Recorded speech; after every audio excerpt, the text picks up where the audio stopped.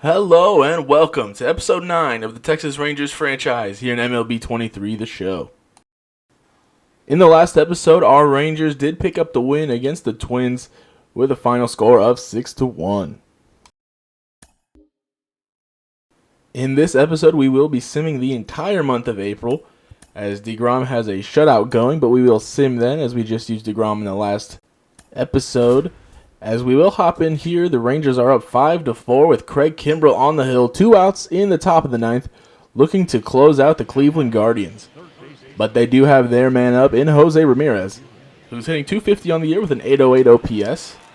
Our brand new closer, Craig Kimbrell, is on the hill. And that is strike 196 high in the zone.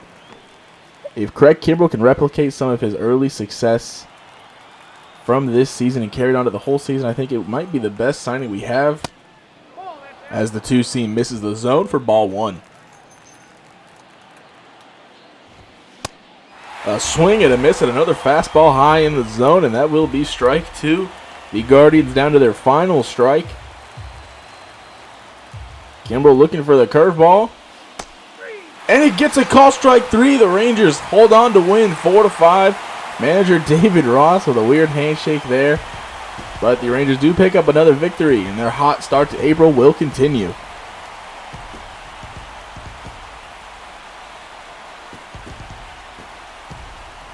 The Guardians did out-hit the Rangers 11-6, as Jose Leclerc will pick up his first victory on the season.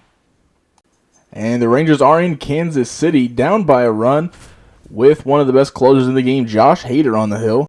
Hader was a trade option we explored last deadline, and also a free agent option we took a hard look at in this offseason, as it will be Corey Seager starting, who's hitting an impressive .400 here in the early goings of the season, as Hader will kick and deal, and it's fouled off.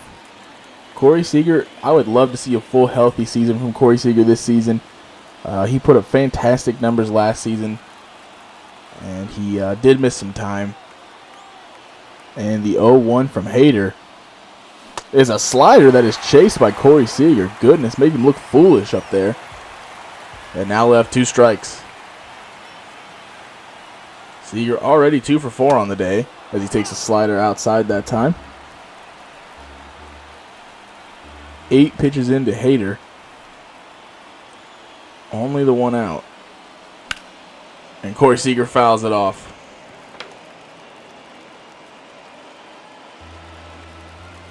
And Hader will load up the 1-2 once again. Kicks, deals. On the ground to second base. Should be an easy throw to first, and there is 2 outs in the top of the ninth.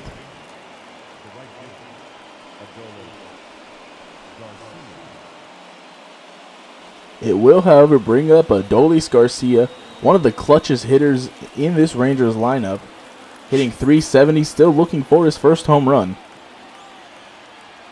And no time would be better than right now. Hader comes with the 0-0. Swing and a miss at an even 100 miles an hour from Hader.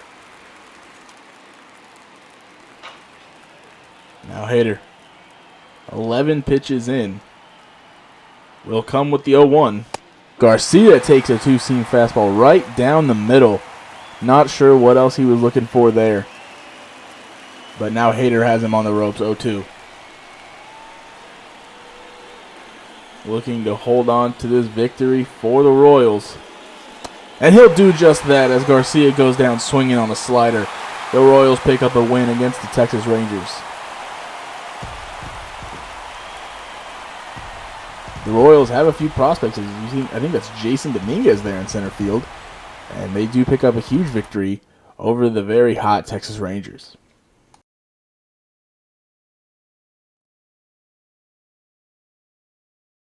As we continue simming here, Adolis Garcia did strain a muscle, so he'll be out for a few days as we drop another game to the Royals.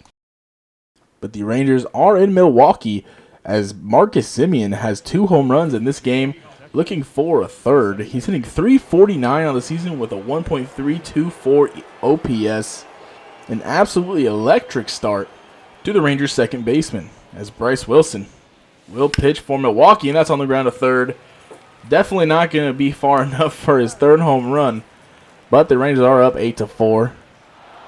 And the Rangers will hold on to win by that same score. It is 8-4. Rangers tallied 15 hits in that game against Milwaukee. The Rangers are an impressive 8-3 and now 9-3, now 10-3 to start the season. An absolutely perfect start to the season. You couldn't ask for anything better as Marcus Semien is hitting .340. And there's Corey Seager hitting .407 with 2 home runs. Nathaniel Lowe an impressive .260 with 2 home runs. A little shocking is Adolis Garcia with no home runs. Jonah Heim struggling early on, .217 average. That's unfortunate to see. But you like to see Gallo at .273 and Tavares at .385. A lot of high averages on this team, shaping up to possibly be one of the best offenses in the MLB this season. Switching over to the pitching side of things, Jacob deGrom having an amazing start to the season. And really the whole rotation, if you don't look at John Gray's numbers. Jonathan Hernandez and Joe Barlow with Josh Spores, all ERAs over 9. But Craig Kimbrell has yet to give up a run as a member of the Texas Rangers. As we sweep the Seattle Mariners and pick up the first victory against the Tampa Bay Rays. And now Semien has a 13-game hitting streak on the line against those very same Tampa Bay Rays. The Rays are up 6-4 here in the bottom of the 7th. But with a man on first, I don't know if there's anybody else I would rather have up to the plate than Marcus Semien. They have Yanni Chirinos on the hill. And he kicks and fires. And that's hit the other way. I think their right fielder is going to be able to catch it pretty easily, and he does. So hopefully Marcus Semien will get another at-bat to continue that hitting streak. And it doesn't look like we will, as it'll be the top of the 9th with Barlow on the hill. They're up 8-4 now with the runners at the corners. And that's on the ground. Seager's going to field it. Flip to Semien. Throw to first. Not in time, and the Rays add another run on the fielder's choice. And the Rays will hold on to win. 9-4 is the final. They score 3 in the top of the 9th. Goodness.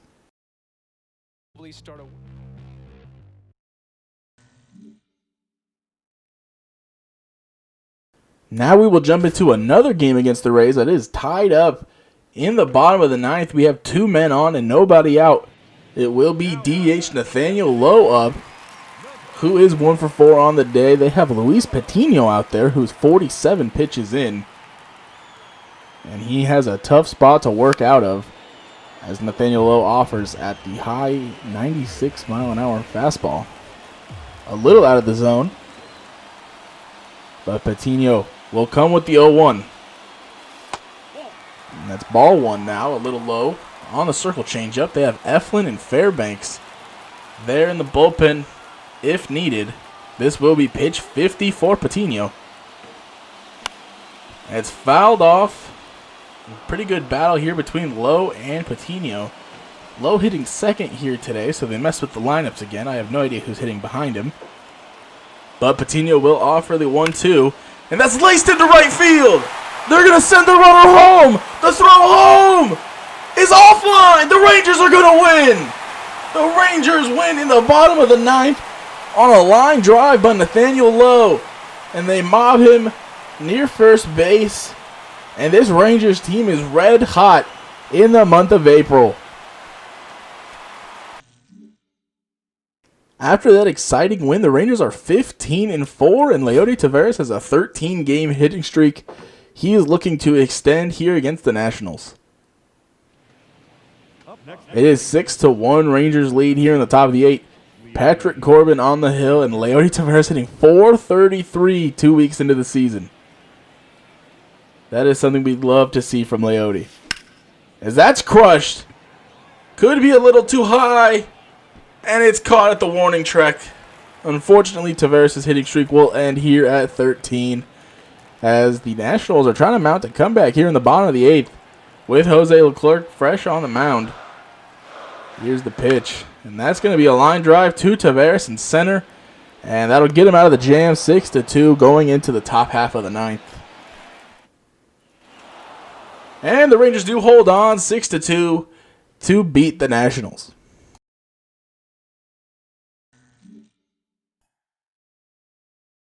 After sweeping the Nationals, the Rangers are at an impressive 19-5 as Giancarlo Stanton is up in the bottom half of the ninth for the New York Yankees as the Rangers try to force extra innings. Stanton already 2 for 3 here today as he will take strike one at the knees. Barlow kicks and deals the 0-1 as he fouls off the slider, an 88-mile-an-hour slider. Stanton, one of the most impressive athletes in Major League Baseball, just can't seem to stay healthy as he fouls off an 0-2 count.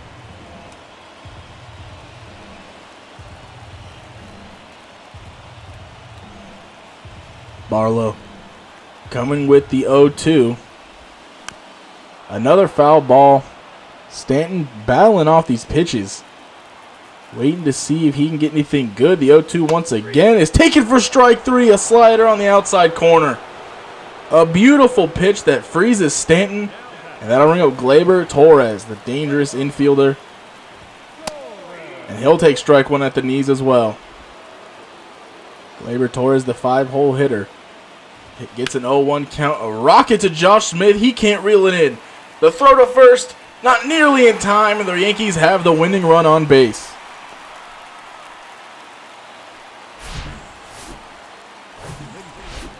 The Yankees will pinch run Oswald Peraza. Get some more speed on the base paths as Rizzo will take strike one. Anthony Rizzo, a free agent next year. Somebody the Yankees could look to shop as he'll check his swing, but he went around for strike two. Now the 0-2 to Rizzo. Taken for strike three. A generous call in the inside corner, but Joe Barlow will take the strikeout any way he can. I'll bring up Michael A. Taylor, their new center fielder. And he hits it on the ground. A diving play by Simeon. Throw picked from Sam Huff. What a play by Marcus Simeon to end the bottom of the ninth. Oswald Peraza will stay in at second base, and they will bring in Jonathan Loaizaga to pitch to Josh Smith. Runner on second here in the extra innings rule. Smith is 2 for 3. Smith actually putting together some pretty good batting averages the last few seasons as he fouls off a slurve from Loaizaga. If you are the away team, you definitely need to try to score that second runner. The first run usually will score. And there is a base hit. They're going to wave around, and now a late stop sign. A base hit for Josh Smith, and the Rangers will have runners at the corners. They were waving the runner home, and then all of a sudden threw up a very late stop sign. And now Elvis Andrus, the very long-time Texas Ranger, finally coming back after stints with Oakland and Chicago as he fouls off the 0-1. He is 1 for 3 today. He's mostly in a backup role now. Still good to see him in the Rangers uniforms. That's crushed. Deep center field. Has a chance, but it'll die at the track. It will be enough to score the run. And the Rangers take a 5-4 lead here in the 10th.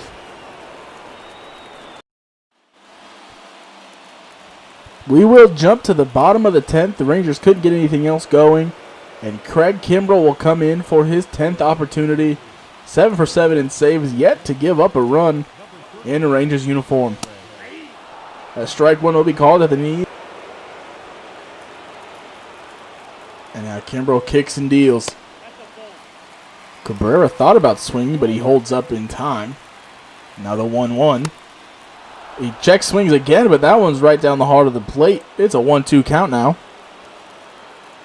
Yankees have some speed at third as he swings at a knuckle curve and misses. It is strike three. That is the first out in the bottom of the 10th. A nasty knuckle curve. Now the former Ranger Jose Trevino will hit. An all-star catcher in his own right. He is 1 for 3 today. Now the 0-1 to him is swung on and missed. Strike two on the Yankee catcher. And he fouls off the knuckle curve. Way to battle up there. Looked fooled. Now the 0-2 is drilled.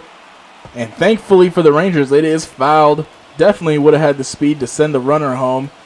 We'll try the 0-2 again, and that's a base hit into right field. They're sending the runner. Bubba Thompson's throw home.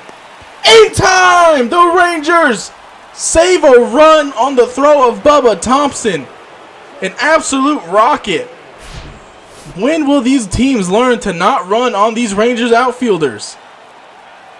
Bubba Thompson, mostly known for his speed, but apparently has a cannon on him too.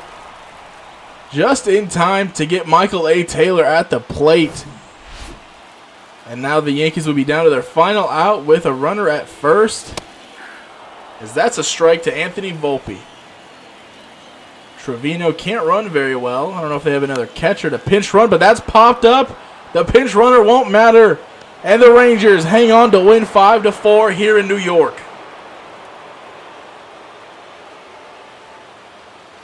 A very impressive here for the Rangers. Lots of guys getting days off. Craig Kimbrell continues to be immaculate as a Ranger.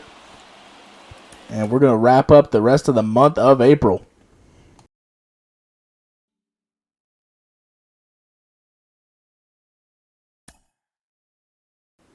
We end up losing the series against the Mets and winning the first two in San Diego to finish the month with a 23-7 record. Did not expect this much success, but with the amount of money we spent, I am thankful for it, as Seager and Simeon both putting up astounding numbers. Lowe putting up a great season. Adolis Garcia hitting .308, still no home runs. Not something I suspected out of Adolis Garcia. Jonah Heim turned his season around. Duran having an okay start. And this is what we need to talk about. Joey Gallo hitting .169 through the first month of the season. He plays fine defense, but we only signed him to a one-year contract. His OPS in the mid-5s. I just don't think that's going to play in our team, and it's definitely an option we're going to be searching for. Another guy that's struggling is Luis Severino with an almost 8 ERA this late, into the month. But Craig Kimbrell still yet to give up a run as a Ranger, but that'll do it for this one. I appreciate you watching, and I'll see you in the next one. Peace.